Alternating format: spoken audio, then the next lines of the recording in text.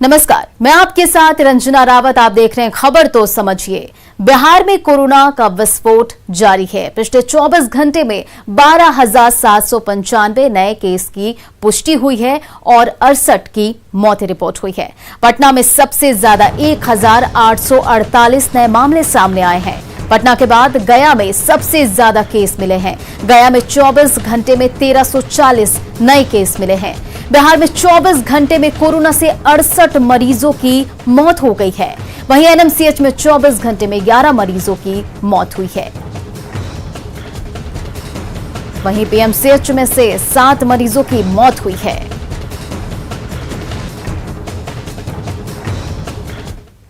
चलिए अब खबर को समझ लेते हैं। लगातार चौथे दिन बिहार में 12,000 से ज्यादा केस मिले हैं। पिछले 24 घंटे में 12,795 नए केस मिले हैं, यानी 100 में से 12 से ज्यादा लोग संक्रमित मिल रहे हैं। आज के आंकड़ों से पता चलता है कि पटना के अलावे दूसरे शहरों में भी हालात विस्फोटक हो रहे हैं। गया में हालात बिगड़ रहे हैं। पटना से मात्र 508 केस कम आए हैं। आंकड़ा ऐसा है कि बढ़ता गया तो हालात भयावह हो जाएंगे। हालात को देखते हुए सरकार ने 14,000 रेमडेसिविर दवा मंगाई है। बढ़ते हैं अगली खबर की ओर। कोरोना संकट के बीच ऑक्सीजन की कमी को दूर करने के लिए पीएम नरेंद्र मोदी ने बड़ा फैसला किया है। अब हर जिले में खुद का ऑक्सीजन प्लांट होगा, जिससे ऑक्सीजन संकट खत्म करने में मदद मिलेगी।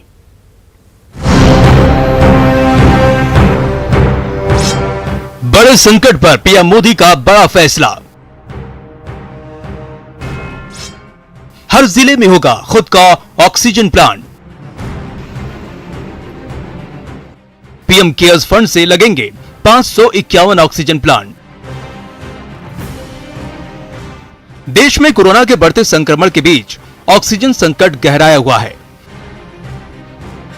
महामारी के इस दौर में ऑक्सीजन संकट से उबारने के लिए सरकार युद्ध स्तर पर जुटी हुई है। ऑक्सीजन की आपूर्ति के लिए रेलवे और वायुसेना की मदद भी ली जा रही है। ऐसे में देश में ऑक्सीजन संकट को पूरी तरह से खत्म करने के लिए पीएम मोदी ने बड़ा फैसला लिया है। हर जिले में खुद का ऑक्सीजन प्लांट होगा। पीएम ने 551 ऑक्सीजन प्लांट लगाने की मंजूरी दी है। सभी नए प्लांट सरकारी अस्पतालों में लगाए जाएंगे। ऑक्सीजन के ये प्लांट पीएम केयर्स फंड से लगाए जाएंगे। देश भर में 162 ऑक्सीजन प्लांट पर काम पहले से जारी है।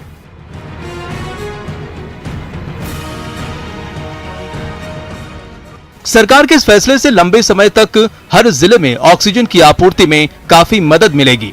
इस फैसले के बारे में पीएम मोदी ने अपने ट्वीट में लिखा है कि ऑक्सीजन की पर्याप्त उपलब्धता सुनिश्चित करने के लिए हर जिले में ऑक्सीजन प्लांट लगेंगे। एक महत्वपूर्ण निर्णय जो अस्पतालों में ऑक्सीजन की उपलब्धता को बढ़ावा देगा और पूरे देश में लोगों की मदद करेगा। इस फैसले पर केंद्रीय गृह मंत्री अमित शाह ने ट्वीट कर पीएम मोदी का आभार जताया है। शाह ने अपने ट्वीट में लिखा है कि ऑक्सीजन की कमी को दूर करने और जनता की मदद करने की दिशा में बड़ा फैसला।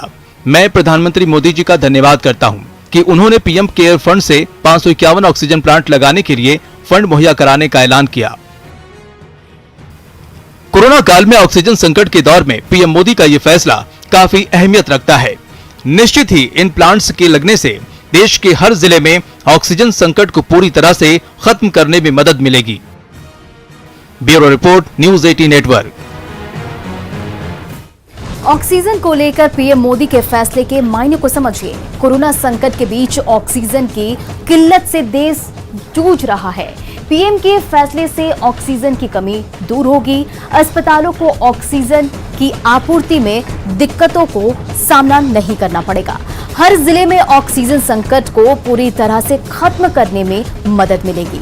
फैसले का मकसद है सार्वजनिक स्वास्थ्य सिस्टम को और मजबूत करना। देश भर में 162 ऑक्सीजन प्लांट पर काम पहले से जारी है।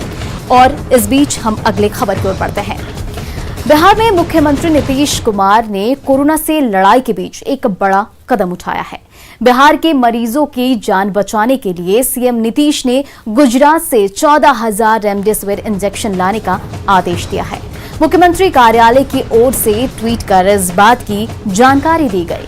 मुख्यमंत्री ने गुजरात के अहमदाबाद से स्पेशल प्लेन भेजकर 14,000 रेमडेसिविर इंजेक्शन लाने का आदेश दिया है।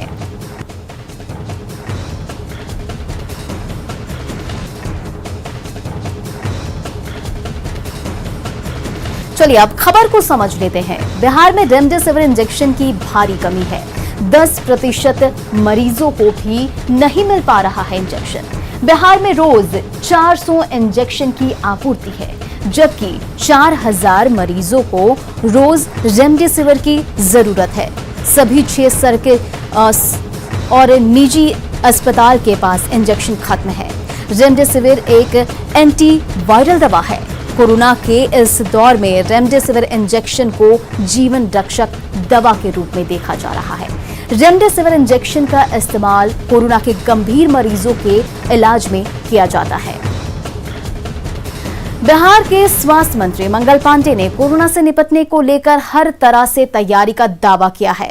उन्होंने कहा है कि जैसे भी परिस्थिति बनेगी उससे सरकार पीछे नहीं हटेगी। अहमदाबाद से विशेष विमान से 14,000 रेमडेसिविर इंजेक्शन लाने के भी आदेश दिए गए हैं। स्वास्थ्य मंत्री की बातचीत की न्यूज 18 के संवाददाता रजनीश कुमार ने। कोरोना से लगातार हालात बिगड़ती जा रही है तो सरकार के लिए चुनौतियां भी बढ़ती जा रही है। स्वास्थ्य मंत्री मंगल पांडे से ही जानते हैं कि जिस तरह से संक्रमण बढ़ रहा है, आपको नहीं लग रहा है कि अब बेकाबू है और स्थिति संभालना काफी मुश्किल लग रहा है? नहीं, किसी भी परिस्थिति में काम करना और लोगों को साधन सुविधा मुहैया कराना, ये हम सब लोगों का काम है, फर्ज है, दायित्व है। तो जैसी भी परिस्थिति बनेगी, हर परिस्थिति में यथासंभव बेहतर प्रयास करना, और वो पूरी सरकार कर रही है। अस्पताल में आप बेड की संख्या बढ़ाते जा रहे हैं। आईजीएमएस में 50 से 100 हो गया है। निजी अस्पताल में पारस जैसे अस्पताल में भी 100 बेड का हो गया है। रूबन ने कैपेसिटी बढ़ा दी है, लेकिन नो रूम की स्थिति हो गई है। एम्बुलेंस अस्पताल के बाहर क्यू में लगा हुआ है और कहीं कोई मरीज को एडमिट नहीं लिया जा रहा। आप देखेंगे कि ये दृश्य पूरे देश का है, केवल बिहार का है ऐसा नहीं है, और पूरा देश इस संकट से जूझ रहा है। तो देश का पूरा जो नेतृत्व है एक साथ इकट्ठा होकर इसके खिलाफ संघर्ष कर रहा है, और अस्पतालों में मरीजों को हम बेड उपलब्ध करा सके, ऑक्सीजन उपलब्ध करा सके, दवाइयां उपलब्ध करा सके, उसकी हर संभव कोशिश की जा रही है। रेमडेसिविर दवा की जिसकी कमी थी, कल 14,000 वायल अहमदाबाद से विशेष चार्टर्ड प्लेन से माननीय मुख्यमंत्री जी के निर्देश पे मंगाया जा रहा है। तो हर तरीके से जो भी एफर्ट करके ज्यादा से ज्यादा सहयोग हम लोगों तक पहुंचा सकते हैं, वो सारी कोशिशें की जा रही हैं। स्वास्थ्य मंत्री मंगल पांडे अभी काफी बारीकी से और विस्तार से जानकारी दे रहे थे कि सभी स्थिति को लगातार सरकार देख रही है, कोशिश में है कि स्थिति सामान्य हो जाए। हालांकि चुनौतियां हैं और चुनौती को ये स्वीकार कर रहे हैं। आम लोगों से भी अपील कर रहे हैं, शासन और प्रशासन से भी अपील कर रहे हैं कि सरकार के साथ सहयोग में रहें और सहयोग बनाते रहेंगे, ताकि जो कोरोना संक्रमण है उसको हराने में हर तरह से लगातार जो है सफलता मिल सके। कैमरामैन मनीष जुनिया के साथ रजनीश कुमार, न्यूज 18 पटना। कोविड मरीजों के लिए ऑक्सीजन संजीवनी के समान है। मुश्किल घड़ी में कई लोग जरूरतमंदों को ऑक्सीजन मुहैया भी करा रहे हैं। पटना के कुछ ऐसे शख्स तक पहुंची न्यूज 18 की टीम और जानना चाहा कि वाकई ऐसे कोरोना वॉरियर के सामने किस तरह की चुनौतियां रहती हैं। को लेकर हर तरफ हाहाकार मचा हुआ है। ऐसे में जो लोग मरीजों की मदद के लिए सामने आए हैं, कुछ ऐसे लोग हैं जो उन्हें ऑक्सीजन यानी ऑक्सीजन सिलेंडर मुहैया करा रहे हैं। हम आज उन लोगों की कहानी सुनाते हैं और बताते हैं कि किस तरीके से वो लोग काम करते हैं।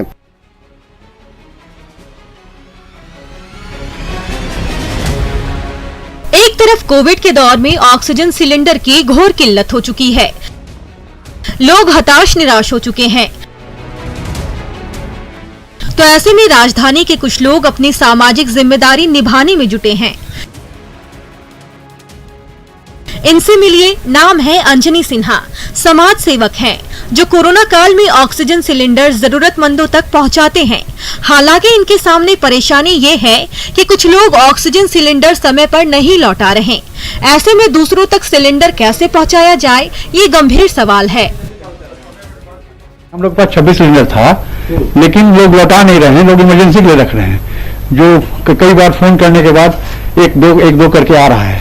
यही हम लोग के साथ परेशानी आ रही है। मतलब लोग सिलेंडर जमा कर लेते हैं, मतलब लौटाते जल्दी नहीं है समय? नहीं, जमा कर ले रहे हैं, हमारे हिसाब से तो जमा कर रहे हैं, क्योंकि गैस की सिलेंडर जो है सो 3 से 4 घंटे से ज्यादा नहीं चल सकता है। दरअसल रोटरी क्लब ऑफ पाटलिपुत्र की तरफ से ये ऑक्सीजन सिलेंडर उपलब्ध कराया गया है। हालांकि बढ़ते ऑक्सीजन की डिमांड ने लोगों को थोड़ा पैनिक भी कर दिया है। ऐसे में ऑक्सीजन सिलेंडर ले जाने वाले उसका स्टॉक भी करने लगे हैं, जिससे लोगों तक ऑक्सीजन सिलेंडर पहुंचाने में दिक्कतें आ रही हैं।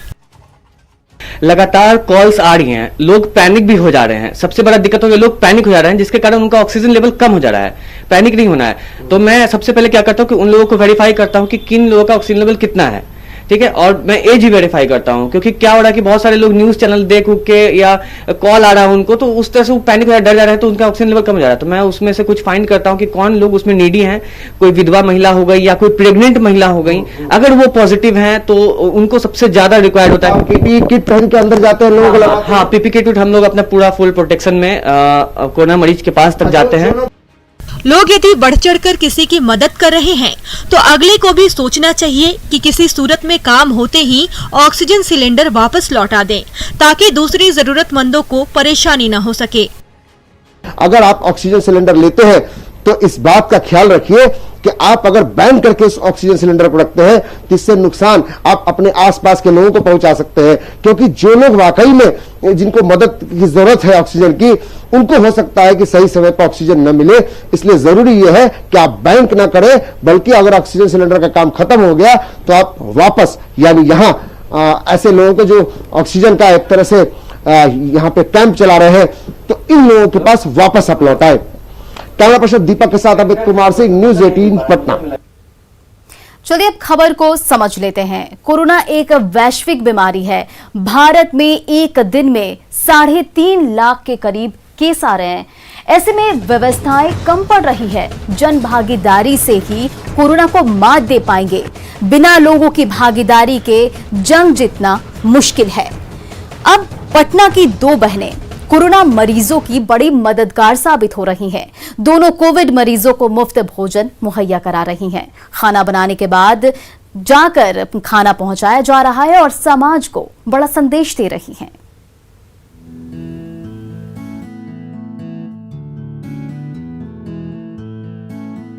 कोरोना की इस महामारी में जहां परिवार के परिवार संक्रमण के शिकार हो रहे हैं, लोगों को देखने वाला और खाना खिलाने वाला तक नहीं मिल रहा। ऐसे में पटना की 2 बहनें कोरोना पॉजिटिव लोगों के लिए राहत बनकर आई हैं। दोनों बहनें हर उन कोरोना पीड़ितों के घर तक मुफ्त खाना पहुंचा रही हैं, जो खाना बनाने में सक्षम नहीं हैं। कुछ महीने पहले अनुपमा की मां और बहन दोनों कोरोना पॉजिटिव हो गई थीं। तभी इन्हें इस परेशानी का एहसास हुआ। बहुत सारे ऐसे परिवार होंगे जिनके घर में लोग संक्रमित होते होंगे, छोटे बच्चे होंगे या फिर बुजुर्ग दंपति होंगे जो कोरोना संक्रमित हो रहे होंगे या अकेले रह रहे होंगे, कोरोना संक्रमित हो गए होंगे। उनको खाना कौन देता होगा? तो लगा कि उन लोगों के लिए कुछ किया जाए। सुबह से ही लोगों के लिए खाना बनाने का काम शुरू हो जाता है। जब तक सभी के लिए खाना बनाती हैं, तब तक माँ छोटे बच्चे को संभालती हैं। अगल बगल के 1-2 लोगों से शुरू हुई यह मुहिम अब पूरे पटना में रंग ला रही है। राजेंद्र नगर, कदम कुआं, लंगर टोली सहित 15 किलोमीटर तक लोगों के घर निशुल्क खाना भेजा जा रहा है। इन 2 बहनों को अब बिहार से बाहर रहने वाले लोग भी डोनेशन देने की बात करने लगे हैं, पर इन्होंने डोनेशन लेने से साफ इनकार कर दिया है। अनुपमा खाना बनाती हैं, तो छोटी बहन नीलिमा बाजार से सारा सामान खरीद कर लाती हैं। तो जब ले जाकर मैं देती हूँ उन लोगों को खाना ना, तो इतना अच्छा महसूस होता है, लगता है जीवन सफल है। किसी को खाना, किसी भूखे को खाना खिलाकर, जरूरतमंद को खाना खिलाकर। इतने ज्यादा कॉल आ रहे थे और इतने नीडी लोग थे ना कि हम लोग दूर दूर का भी मतलब खाना पहुँचाने के लिए तैयार हो गए। कोरोना के इस विषम दौर में दोनों बहनों की मेहनत और समर्पण कई परिवारों के लिए लाइफलाइन बनी हुई है। इनका काम लोगों के लिए प्रेरणादायक बन चुका है। ऐसे कोरोना योद्धाओं को न्यूज 18 भी सलाम करता है। न्यूज 18 के लिए पटना से रवि एस नारायण की रिपोर्ट।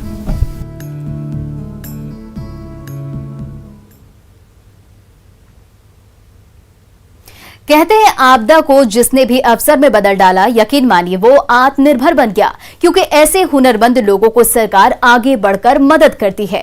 कुछ ऐसा ही कर दिखाया है पटना के एक शख्स ने, जिसने गारमेंट की फैक्ट्री लगाई और आज कई लोगों को रोजगार मुहैया करा रहे हैं। कोरोना के दौरान जब लाखों लोगों की नौकरियां जा रही थीं, जब उनके उद्योग बंद हो रहे थे, तो पटना में कुछ ऐसे भी लोग बाहर से आए जो दूसरे राज्य में काम करते थे, जलंधर में, दिल्ली में, गुजरात में, मुंबई में। उन लोगों ने बिहार में आकर के अपना उद्योग स्थापित किया। बिहार सरकार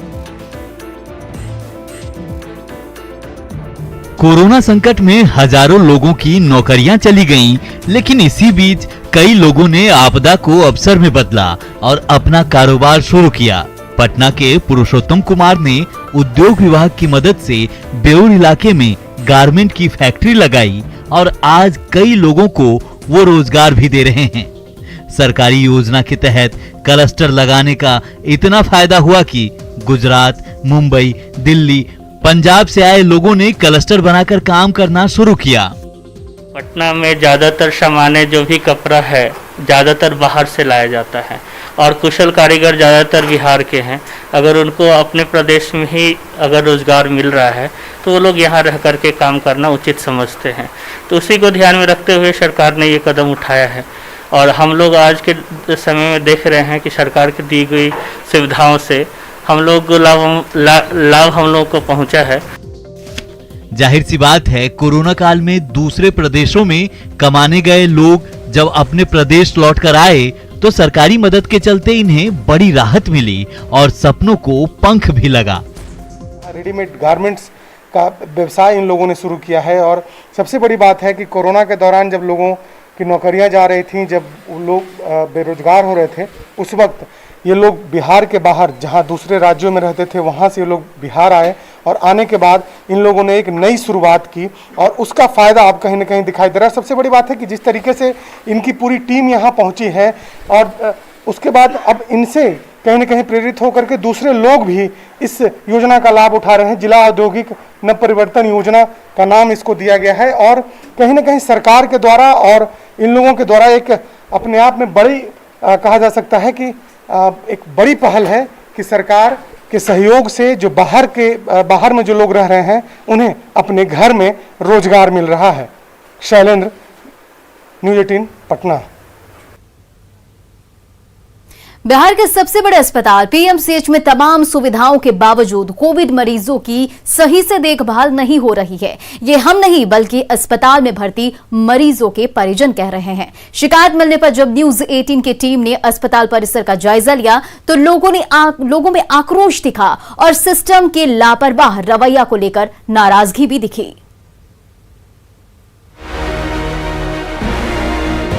सरकार बेहतर स्वास्थ्य सुविधाएं देने का दावा करती है। कोविड काल में मरीजों के स्वास्थ्य की चिंता की बात कही जाती है, लेकिन बिहार के सबसे बड़े सरकारी अस्पताल पीएमसीएच में मरीजों को भगवान भरोसे छोड़ दिया गया है। ऐसा आरोप अस्पताल में भर्ती मरीज के परिजन लगा रहे हैं। न्यूज़ 18 जब लोगों तक पहुंची तो एक एक कर सभी ने अस्पताल प्रबंधन की पोल खोल दी। सारी व्यवस्था सरकार पीएमसीएच में लोगों के लिए पूरी ताकत लगाई गई है। बावजूद इसके जो मरीज के परिजन हैं वो नाराज हैं, परेशान हैं, क्योंकि उनका आरोप है कि अस्पताल के अंदर देखभाल सही तरीके से नहीं की जा रही है। हम बात करते हैं जो मरीज एडमिट है पीएमसीएच में, उनके परिजन क्या कर रहे हैं, क्या दिक्कत आ रही है। आपके पिताजी की तबीयत खराब है, कोविड के पेशेंट है, क्या तकलीफें हो रही है पीएमसीएच में? मेरे पापा टीचर हैं, मैं बाहर जॉब करता हूँ। आया था भरोसे से कि यहाँ पे पीएमसीएच नाम का अस्पताल है। ऑक्सीजन लेवल उनका नहीं बढ़ रहा था घर पे जबकि सारा सिस्टम हमने कर दिया था, ऑक्सीजन सिलेंडर भी लगवा दिया था, नहीं बढ़ रहा था तो हम घबरा के यहाँ पे आए। यहाँ पे आने के बाद स्थिति ऐसी है कि जो किसी डॉक्टर ने ये नहीं पूछा कि आपका क्या प्रिस्क्रिप्शन चल रहा था, पीछे से क्या उनके दवाई दिया जा रहा था और किस तरह से आगे ट्रीटमेंट होगा। सिर्फ एक ऑक्सीजन सिलेंडर लगा के छोड़ दिया गया है। अभी तक कोई भी इलाज का कोई मुझे जानकारी नहीं दी गई है। पापा को अंदर मैंने फोन देके भेजा था, वो कह रहे हैं कोई नहीं आता है, कुत्ता पूछने वाला नहीं है। रात को मेरे पापा ऐसे बोल रहे थे। मैं परेशान हूँ, रो के अकेला यहाँ पे पागल हूँ। मेरी लड़की यहाँ भर्ती है और ब्रेस्ट की अठी है, उसका ड्रेसिंग में हो रहा है। किस तरीके से आंखों में आंसू है और ये परेशानी बताती है कि किस तरीके से पीएमसीएच जैसे अस्पताल में अगर इस तरीके से मरीज के परिजन अगर रोते रहेंगे तो आखिर कौन देखेगा। मेरे साथ परेशानी, मेरे पिताजी 10 साल का हार्ट का पेशेंट है। मैं जब भर्ती किया था तो दवा और स्लिप दे दिया, आज तक उनको हार्ट का दवाई चलाना, और मैंने 7 दिन से कह रहा हूँ सर कोई हार्ट का डॉक्टर बुला करके उनको दवा चलवा दो। 7 दिन से रोती भी लगती है, आज तक कोई जो रोज बोलता है डॉक्टर बुला रहा, हार्ट वाले बुला रहा, अभी तक नहीं बुला। तमाम व्यवस्थाओं का दावा करने वाले पीएमसीएच अस्पताल प्रबंधन से जब इस बाबत सवाल पूछा गया तो जवाब देने कोई सामने नहीं आया।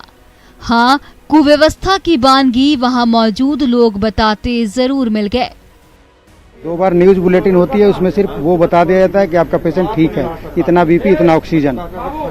लेकिन जब उसको कोई तकलीफ होती है और हम किसी की वो फोन पर बात करते हैं और हम बताना चाहते हैं किसी नर्स और उसको, तो कोई सुनता नहीं है। 1 घंटे चिल्ला लेते हैं, कोई सुनता नहीं है। कल मेरी माँ का दम फूल रहा था और कोई भी सुनने वाला नहीं था।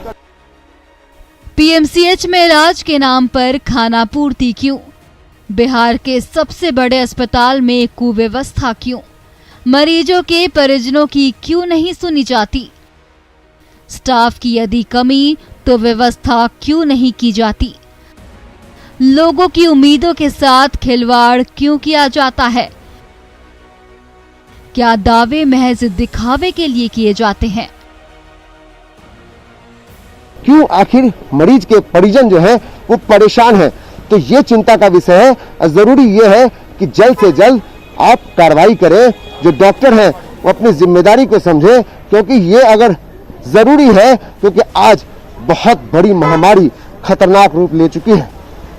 कैमरा पर्सन दीपक के साथ अमित कुमार सिंह, न्यूज़ 18 पीएमसीएच पटना। प्रधानमंत्री नरेंद्र मोदी का आत्मनिर्भर भारत बनाने का आह्वान एक निर्णायक मोड़ पर पहुंच गया है, जो भारत की अर्थव्यवस्था की दृष्टि से काफी महत्वपूर्ण है।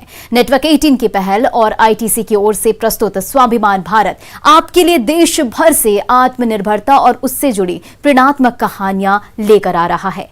आखिर ऐसे ही नवीनता और उपलब्धियों से लिपटी हुई कहानियां ही तो हमें एक बेहतर राष्ट्र के रूप में परिभाषित करती है।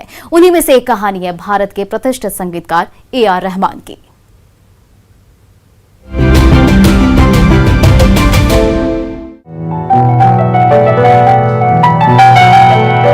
भारत को अंतर्राष्ट्रीय मंच पर गौरवान्वित करने वाले लोगों की श्रेणी में उनका नाम शुमार होता है। एड जिंगल्स के लिए संगीत रचना से लेकर भारतीय फिल्म संगीत जगत पर राज करने, सुप्रतिष्ठित ऑस्कर और ग्रैमी जीतने के लिए AR रहमान का संगीत सफर ऐसा रहा है जिसने अरबों दिलों को गर्व से प्रफुल्लित किया है। It looks like a dream.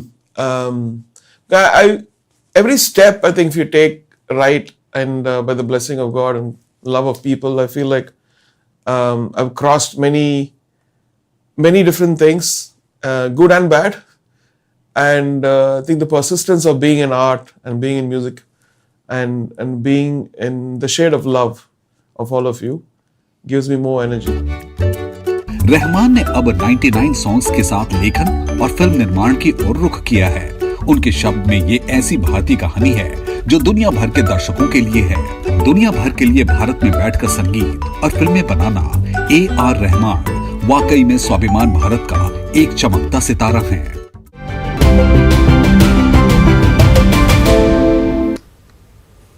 ऐसी ही प्रेरणादायक कहानियां का हिस्सा बनने के लिए जुड़े रहिए नेटवर्क 18 की खास पहल स्वाभिमान भारत के अभियान के साथ। तो फिलहाल इस बुलेटिन में इतना ही। बने रहिए न्यूज़ 18 बिहार झारखंड के साथ।